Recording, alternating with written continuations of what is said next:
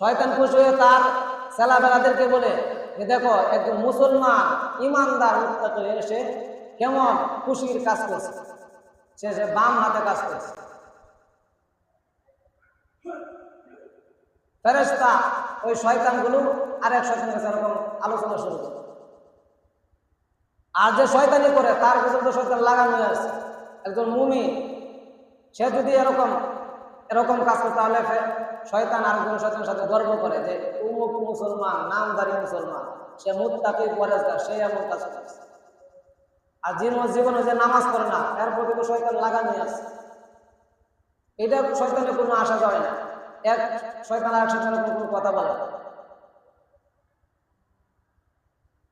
এজন্য আল্লাহ রাব্বুল আলামিন ফাআম্মা মান উতিয়া কিতাবাহু বিয়ামিনি, আপনার আমার আমলনামা কিয়ামতের দিনে যখন দেওয়া হবে, আপনার আমার আমলনামা পড়ার পর দুনিয়াতে যেরকম ব্যবসায়ীর হিসাবের মধ্যে যদি প্যাঁচ লাগে, যদি ভুল হয়ে যায়, তাহলে ক্রেতা সে বলে এই হিসাব আমার কাছে মিলে নাই, ব্যবসায়ী বলে এটা আমার কাছে হিসাব আছে, দুজনের মধ্যে ঝগড়া লাগে, হিসাব নেই। এত টাকা তো আমি বাকি নিছি না, ওনার তো কিছু বাড়তি গেলে লেগে রাখছে। এরকম একটা সমস্যা কিয়ামতের দিনে হবে।